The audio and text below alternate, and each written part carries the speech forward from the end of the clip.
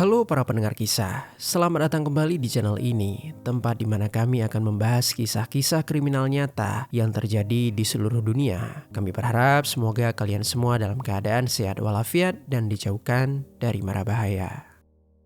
Kasus tragis kali ini sedang gempar di negara Thailand beberapa hari kemarin, yang mana ada seorang wanita membuat laporan kepada pihak kepolisian kalau adiknya memutuskan sambungan telepon secara mendadak setelah adiknya tersebut mengatakan kalau dia sedang berada dalam situasi berbahaya. Dan ketika polisi segera bertindak, ternyata sang adik telah berakhir terpisah-pisah dalam 6 kantong plastik hitam. Peristiwa ini benar-benar mengerikan dan sulit untuk dibayangkan bagaimana pelaku bisa bertindak sekeji itu. แล้วก็คบหากับต้อมมา7 ปีเพิ่งจะมั่นกันเมื่อปีที่แล้วคุณผู้ชมคะเมื่อก่อน Lalu apa yang sebenarnya terjadi dan bagaimana kronologi selengkapnya? Jadi beginilah kisah di balik semuanya. Ada seorang wanita asal negara Laos yang bernama Nong Ram memilih merantau ke negara Thailand setelah beberapa lama tinggal bersama orang tua, kakak perempuan, dan kakak laki-lakinya. Tidak diketahui kapan tepatnya dia pergi ke Thailand, tetapi yang jelas saat kisah ini berlangsung, Nong Ram sudah berusia 20 tahun. Perantauan itu bertujuan untuk mencari pekerjaan yang layak. Di sana dia tinggal di sebuah kamar kos dan bekerja sebagai pegawai di sebuah klub malam. Dari pekerjaan itulah dia akhirnya mendapatkan penghasilan yang cukup untuk memenuhi kebutuhan hidup. Bahkan sebagian uangnya juga masih rutin dia kirimkan kepada keluarga. Selama bekerja, Nong Ram dikenal sebagai orang yang lembut dan suka berteman. Dari sekian banyaknya teman, dia berkenalan dengan seorang pria bernama Tom yang berusia 24 tahun. Entah di mana pertemuan itu awalnya bermula, tetapi obrolan mereka ternyata nyambung karena keduanya sama-sama berasal dari negara Laos. Dalam percakapan itu, Tom bercerita kepada Nong Ram, termasuk tentang pekerjaannya sebagai koki di rumah sakit. Dia juga cukup lihai menggunakan pisau, karena dia sebelumnya pernah bekerja sebagai pemotong daging. Nong Ram terlihat nyaman ketika mendengar Tom berbicara. Dia juga banyak bertanya tentang kehidupan Tom yang lainnya. Begitu juga dengan Tom, dia merasa senang dengan perbincangan itu. Padahal sebelumnya, dia biasanya cukup sulit untuk terbuka dengan orang baru. Hubungan pertemanan mereka berlanjut sampai pertukaran nomor telepon, hingga membuat keduanya selalu memberi kabar setiap harinya. Dan akhirnya setelah beberapa lama, keduanya pun sepakat untuk menjalin suatu hubungan asmara. Sejak resmi jadi sepasang kekasih, keduanya memutuskan untuk tinggal bersama di sebuah rumah di kawasan Soi Chaeng Wat Tana, Provinsi Nonthaburi, Bangkok. Hubungan mereka berjalan cukup lama, bahkan sampai 3 tahun. Di awal semuanya terasa baik-baik saja. Mereka saling nyaman, saling percaya, dan kerap terlihat harmonis. Hingga akhirnya mereka pun memutuskan untuk bertunangan. Tom memberikan kalung emas seberat 30,5 gram sebagai simbol keseriusan terhadap hubungan tersebut. Setelah itu mereka mulai menabung bersama dengan harapan bisa segera ke jenjang pernikahan. Namun seiring waktu berjalan, Nong Ram mulai merasa ada sesuatu yang aneh dari sikap Tom. Memasuki tahun kedua hubungan mereka, Tom beberapa kali melakukan hal yang membuat Nong Ram tidak merasa nyaman. Entah fetis atau apa, tetapi yang jelas tindakan tersebut sedikit aneh. Tom seringkali mengelus wajah Nong Ram dengan telapak kakinya saat Nong Ram sedang tertidur atau sedang lengah. Tidak diketahui apa maksud tujuannya, tetapi yang pasti Nong Ram sangat merasa risih dan dia sempat menegur. Namun tegurannya selalu berakhir dengan Tom yang bersikap kasar. Kejadian itu terus berulang, bahkan Tom sendiri merekam momen tersebut menggunakan ponselnya. Dia berdalih kalau semua yang dia lakukan adalah bentuk kasih sayang. Sementara bagi Nong Ram sendiri, perilaku itu sangatlah tidak wajar. Hingga akhirnya di bulan Februari 2026, hubungan mereka kembali memanas. Kali ini dipicu oleh Nong Ram yang mengetahui kalau Tom sedang mencari seorang ART dengan syarat yang mengarah ke hal-hal yang seksual. Nong Ram saat itu merasa sangat khawatir, tidak nyaman, dan marah. Sementara Tom tetap membela dirinya dan merasa tidak bersalah. Pertengkaran itu pun terus berlanjut, dan ketika emosi Nong Ram memuncak, secara diam-diam dia memilih kabur dari rumah tersebut. Dia melarikan diri ke provinsi Chonburi yang berjarak sekitar 2 jam dari provinsi Notaburi. Di sana dia kembali menyewa sebuah kamar dan berusaha mencari pekerjaan baru untuk memulai hidupnya dari awal. Lalu di sisi lain, menyadari pacarnya telah menghilang meninggalkannya, Tom benar-benar emosi dan kecewa. Tom tidak tinggal diam, dia mulai melacak keberadaan Nongram melalui media sosialnya, yaitu TikTok. Dari situ Tom mengikuti jejak aktivitas Nongram sampai akhirnya dia mengetahui kalau Nongram sudah pindah ke provinsi Chonburi. Setelah itu dia pun menyelidiki tempat yang ada di postingan Nongram dengan tempat-tempat yang berada di wilayah Chonburi. Usaha tersebut ternyata berhasil hingga membuat Tom menemukan tempat kerja Nongram yang baru sekaligus tempat tinggalnya. Lalu di tanggal 21 Maret 2026, Tom langsung bergegas menuju area sekitar tempat kerja Nongram. Dia menunggu di tepi jalan sembari mengamati orang-orang yang keluar masuk. Sampai akhirnya dia pun melihat Nongram dari kejauhan yang sedang berjalan pulang setelah selesai bekerja.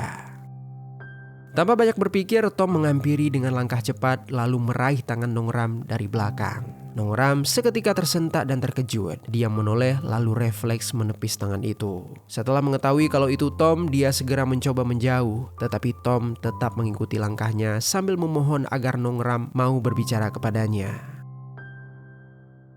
Sikap mereka tersebut seketika menjadi perhatian orang-orang yang ada di sekitar. Banyak yang melihat dengan tatapan heran dan Nongram memanfaatkan momen itu dengan mengancam akan berteriak kepada Tom yang terus mengejar. Mendengar itu, Tom akhirnya merasa khawatir dan membiarkan Nongram pergi begitu saja. Kegagalan di hari itu justru membuat emosi Tom semakin memuncak. Selama perjalanan pulang, Tom terus memikirkan untuk menghabisi Nongram sebagai bentuk balas dendam. Lalu sebelum dia pulang, Tom berkunjung ke sebuah toko kelontong untuk membeli beberapa alat seperti kantong plastik dan alat pemotong. Entah apa yang telah dia siapkan di dalam pikirannya. Lalu masih di provinsi Chonburi, Tom di tempat tinggalnya di sana mencoba mengirimkan pesan kepada Nongram dengan alasan dia ingin menyelesaikan hubungan mereka secara baik-baik. Dia mengingatkan Nongram kalau mereka sudah bertunangan dan bahkan sudah melibatkan kedua keluarga. Dalam pesannya, Tom berjanji tidak akan mengganggu kehidupan Nongram lagi setelah semuanya diselesaikan secara baik-baik. Mendengar hal itu, Nongram yang sudah benar-benar lelah, dia pun dengan berat hati menyetujui permintaan tersebut. Dengan pertemuan tersebut, dia berharap semuanya dapat selesai dan dia tidak akan pernah bertemu lagi dengan tunangannya tersebut. Rencananya mereka akan pergi kembali ke rumah sewa yang terletak di provinsi Notaburi yang sebelumnya sempat mereka tempati. Nongram menyetujui hal itu karena masih ada beberapa barang miliknya yang ingin dia ambil di rumah tersebut. Singkat cerita, keesokan harinya di tanggal 22 Maret 2026, tepatnya di pagi hari, Tom menjemput Nongram untuk membawanya kembali ke rumah sewa mereka dulu. Sekitar pukul 7 pagi, mereka pun sampai di rumah tersebut dan langsung masuk ke dalamnya. Tom mempersilahkan Nongram untuk masuk dengan sikap yang sopan. Nongram duduk di atas kasur, lalu Tom ikut duduk di sampingnya. Tom membuka pembicaraan lebih dulu. Dia berkata kalau dia masih ingin mempertahankan hubungan mereka. Dia bahkan telah menyiapkan suatu rencana untuk mereka kembali ke negara Laos untuk dapat tinggal bersama. Namun di sisi lain, keputusan Nongram sudah bulat. Dia benar-benar ingin mengakhiri hubungan tersebut. Dia menjelaskan kalau hubungan mereka sudah tidak sehat, apalagi dengan perilaku-perilaku aneh yang sering Tom tunjukkan. Mendengar penjelasan itu, seketika Tom tersulut emosi. Dia mulai melontarkan kata-kata kasar. Tom bahkan mengungkit kalau Nongram yang pernah bekerja di klub malam hanya berkedok ingin mendekati para lelaki lain saja. Situasi itu mendadak menjadi pertengkaran panjang. Kemudian Nongram sempat mencoba untuk pergi meninggalkan rumah tersebut setelah dia mengambil barang-barangnya. Tetapi Tom dengan cepat malah menendang tubuh Nongram. Dia menariknya kembali ke sebuah kursi. Di titik itu Nongram benar-benar ketakutan. Dia sadar dia harus mencari cara lain untuk menyelamatkan diri. Dia pun berpura-pura menurut sambil diam-diam menunggu kesempatan untuk meminta bantuan. Berjam-jam lamanya Nongram menahan diri. Sampai akhirnya di sore hari dia pun melihat Tom masuk ke dalam kamar mandi. Di momen itu Nongram mengambil ponselnya dan langsung menghubungi kakaknya yang berada di Laos. Begitu tersambung, dia dengan cepat menjelaskan kalau dia sedang berada dalam situasi yang sangat berbahaya. Dia sedang berada bersama tunangannya dan hendak mengakhiri hubungan mereka di rumah sewa mereka tersebut. Kepada kakaknya, dia juga sempat mengatakan kalau sampai besok dia tidak memberi kabar, kemungkinan ada sesuatu yang akan terjadi kepada dirinya. Tak lama, panggilan itu pun terputus begitu saja karena Tom ternyata telah mengetahui apa yang baru saja Nong Ram lakukan. Secara tiba-tiba, Tom berlari ke arah Nong Ram dan langsung menindih bagian perutnya sambil mencekik sekuat tenaga. Nong Ram berusaha melepas jeratan tersebut, tetapi tenaga Tom lebih kuat dari dirinya. Terlihat mulut Nong Ram bergerak seolah berupaya menjelaskan apa yang baru saja dia lakukan. Namun Tom tidak sedikit pun memberi kesempatan Nong Ram untuk berbicara, apalagi bernafas. Sementara itu Nong Ram sendiri merasa nafasnya semakin tersengal. Usaha dia menghirup udara melalui mulut pun seketika gagal. Tak lama dari itu Nong Ram pun tewas meregang nyawa akibat cekikan yang tak ada hentinya. Dia melanjutkan rencana yang sebelumnya telah dia pikirkan, yaitu memisah-misahkan tubuh Nong Ram menjadi beberapa bagian. Tom menarik Nong Ram untuk dibawa ke dalam kamar mandi. Lalu dia mengambil sebilah pisau daging di area dapur. Di tahap awal, Tom mengikis kulit sebelum akhirnya memisahkan Nong Ram menjadi beberapa bagian. Tom memulai memisahkan dari bagian kepala, kaki, tangan, torso, serta sendi-sendi lainnya. Cara yang dilakukan oleh Tom benar-benar tak terbayangkan dan sangat mengerikan.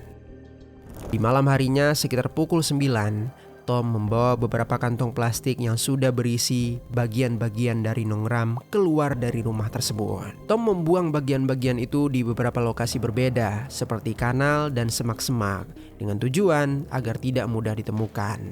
Setelah itu dia pun kembali dan membersihkan sisa-sisa yang ada menggunakan air dan wadah seadanya untuk menghilangkan bau serta bekas yang tertinggal. Kemudian di sisi lain, kakak Nong Ram yang berada di Laos merasa sangat panik setelah panggilan dari adiknya terputus mendadak. Dia berusaha kembali menghubungi adiknya, namun panggilan itu tak lagi diangkat. Dia kemudian segera mengunggah di media sosial dengan harapan ada teman-teman Nong Ram yang akan membalas dan memberikan kabar.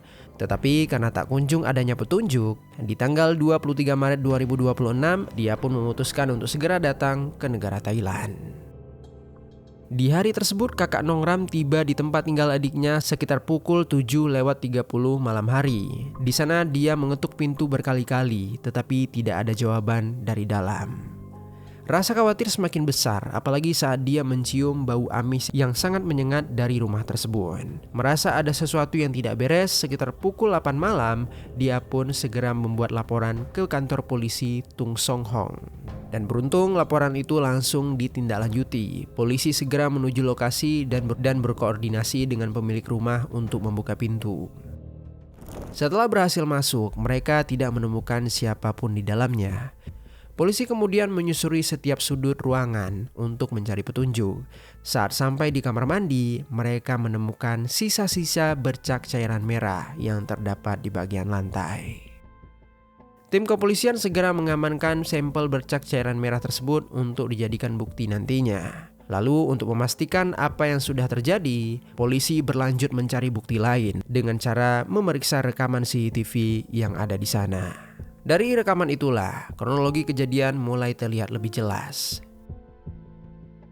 Di tanggal 22 Maret 2026 sekitar pukul 7 pagi, Tom dan Nong Ram masuk ke dalam rumah secara bersama. Namun yang janggal, sejak saat itu Nong Ram tidak pernah terlihat keluar lagi. Namun sebaliknya, aktivitas mencurigakan justru datang dari Tom. Pada malam hari sekitar pukul 21.56, Tom terlihat keluar kamar sambil membawa kantong plastik hitam dan sebuah tas. Lalu sekitar pukul 22.41, dia kembali terlihat meninggalkan area rumah tersebut dengan sepeda motor berwarna merah. Tak lama kemudian di pukul 11:06, dia kembali lagi ke sana dengan masih membawa sebuah tas. Pergerakan itu terus berulang sepanjang malam. Dalam rekaman, Tom terlihat keluar masuk berkali-kali sambil membawa benda yang sama, seolah dia sedang memindahkan sesuatu secara bertahap. Ketika hari telah berganti di tanggal 23 Maret 2026 dini hari, Tom masih terlihat di depan rumah sambil memegang wadah berisi kantong hitam, lalu kembali keluar sambil menelpon. Aktivitas itu berulang hingga sampai pukul 4 pagi, sebelum akhirnya dia tidak terlihat lagi kembali ke sana. Di tanggal 24 Maret 2026, tepatnya di siang hari, pihak kepolisian berhasil menemukan satu kantong plastik hitam di depan rumah tersebut yang berisi bagian rambut seseorang. Tak jauh dari sana, mereka juga menemukan kantong lainnya yang berisi cairan pembersih ruangan. Meski saat itu belum bisa dipastikan, polisi sudah menduga kuat kalau temuan tersebut berkaitan dengan hilangnya Nong Ram. Karena kasus ini semakin serius, mereka pun langsung mengerahkan lebih banyak tim. Polisi membagi tugas dengan sebagian fokus mencari jasad korban, sementara tim lainnya melacak keberadaan Tom yang diketahui mendadak menghilang. Sebuah tim yang memburu Tom menduga kalau dia akan mencoba kabur ke negara Laos. Dugaan itu ternyata benar. Dari rekaman CCTV, Tom terdeteksi berada di provinsi Nong Khai yang diduga sedang berusaha melintasi perbatasan menuju Laos. Polisi langsung berkoordinasi dengan pihak setempat untuk melakukan penangkapan. Untungnya upaya itu berhasil dan Tom akhirnya ditangkap pada tanggal 24 Maret 2026 sekitar pukul 5:30 sore. Saat pemeriksaan awal, dia sempat menyangkal keterlibatannya dan bahkan mengklaim kalau Nong Ram telah melakukan aksi eksekusi diri. Namun setelah didesak dengan bukti rekaman CCTV, Tom mulai terpojok. Akhirnya dia mengakui seluruh perbuatannya, termasuk tindakan menghilangkan jejak dengan membuang bagian-bagian milik Nong Ram ke beberapa lokasi berbeda. Tom membuang 2 kantong di depan bangunan rumah yang kebetulan langsung diangkut tukang sampah. Setelahnya dia kembali menaruh 2 kantong lagi di depan rumah, lalu bagian lain dibuang ke kanal di kecamatan Bang Mai. Sementara itu sisa-sisa lainnya dibuang di tepi jalan dan semak-semak. Mendapati informasi itu, polisi segera bergerak menuju lokasi kanal sekitar pukul 8 malam. Dan benar saja, di sana mereka menemukan sebuah kantong plastik hitam yang di dalamnya terdapat bagian kepala yang sudah dibungkus dengan sebuah handuk. Polisi lalu meminta konfirmasi kepada keluarga Nong Ram, dan ketika mereka melihatnya, mereka langsung menangis dan mengatakan kalau benar itu adalah Nong Ram. Beberapa jam setelahnya, tim lainnya kembali menemukan sekantong plastik berisi jasad di tepi jalan, serta 2 kantong lain di semak-semak yang tidak jauh dari kanal sebelumnya. Dari temuan itu, polisi mendapatkan bagian lengan dan kaki. Total temuan mereka adalah 6 kantong plastik, tetapi sayangnya hingga kini masih ada 2 kantong plastik lainnya yang belum berhasil ditemukan dan diduga sudah dibuang di tempat pembuangan sampah. Pada akhirnya, Tom menceritakan seluruh kejadian serta riwayat pekerjaan yang membuat dia semakin terampil menggunakan pisau. Tom juga menjelaskan alasan dia melakukan itu karena hubungan dia dengan korban yang sudah tidak baik-baik saja. Dia juga tidak bisa menerima pekerjaan Nong Ram di klub malam yang menurutnya terlalu banyak melibatkan interaksi dengan lawan jenis. Hal itu diperkuat dengan temuan polisi pada ponsel Tom yang di dalamnya ada beberapa video tindakan kasar yang dia lakukan kepada korban. Lalu juga ada video aneh yang terdapat di sana, di mana pelaku seringkali mengelus wajah korban dengan menggunakan telapak kaki saat korban tertidur lelap. Tom sendiri mengaku tidak punya alasan dalam merekam hal itu. Dia hanya berkata kalau dirinya merasa puas ketika melakukan hal-hal yang tidak wajar tersebut. Temuan itu pun memperjelaskan kalau Tom memiliki sifat posesif dan mudah cemburu. Berdasarkan pengakuan dan seluruh bukti yang telah dikumpulkan, pihak kepolisian menyiapkan proses hukum untuk menjerat Tom. Tom didakwa atas pengeksekusian berencana serta upaya menyembunyikan dan menghancurkan jasad. Meski proses hukum masih berjalan hingga sampai saat ini, tetapi melalui dakwaan tersebut, Tom kemungkinan besar akan menghadapi hukuman penjara seumur hidup. Setelah kasus ini terungkap, kakak perempuan dari Tom yang bernama Ting menjadi salah satu pihak yang paling terpukul setelah kasus ini menyebar. Dia mengaku tidak pernah menyangka kalau Tom dapat melakukan tindakan sekejam itu. Dia juga menyampaikan permintaan maaf kepada keluarga korban dan menunjukkan penyesalan mendalam atas apa yang telah terjadi. Meski permintaan maaf tidak mampu menghapus luka yang ditinggalkan, setidaknya hal itu menjadi pengakuan bahwa ada sesuatu yang sangat salah dari apa yang telah terjadi. Keluarga korban harus menerima kenyataan pahit bahwa orang yang mereka cintai tidak hanya pergi, tetapi juga mengalami akhir yang begitu tragis di tangan orang yang pernah mereka percayai. Di sisi lain, kasus ini juga membuka mata banyak orang tentang bagaimana tanda-tanda kekerasan, perilaku tidak wajar, hingga kontrol berlebihan seringkali muncul perlahan. Kisah ini juga menjadi pengingat bahwa rasa tidak nyaman dalam hubungan bukanlah sesuatu yang bisa diabaikan. Apa yang korban rasakan sejak awal, merasa ketakutan, kegelisahan, hingga keinginan untuk pergi adalah sinyal yang nyata. Sayangnya, seperti banyak korban lainnya, dia berada dalam situasi yang membuat dia sulit untuk benar-benar lepas dari hal itu. Untuk itu semua, mari kita berharap dan berdoa agar tidak ada lagi korban yang harus mengalami tragedi serupa. Semoga kejadian ini menjadi pengingat bagi banyak orang, dan bagi keluarga yang ditinggalkan, semoga mereka diberikan kekuatan serta ketenangan seiring dengan tegaknya keadilan melalui hukuman yang akan dijatuhkan kepada pelaku. Sekian kisah hari ini, mudah-mudahan ada pelajaran baik yang dapat kita ambil. Pendengar kisah, sebelum kita mulai, aku mau ngasih tahu dulu nih salah satu produk yang bisa kalian check out di fitur belanja yang ada di bawah. Ini adalah sepatu pantofel merek Rions. Desainnya elegan dengan kulit yang berkualitas, sehingga nyaman dipakai seharian. Cocok untuk kalian gunakan ke acara formal maupun informal. Jika kalian tertarik, langsung saja klik link yang ada di bawah ini.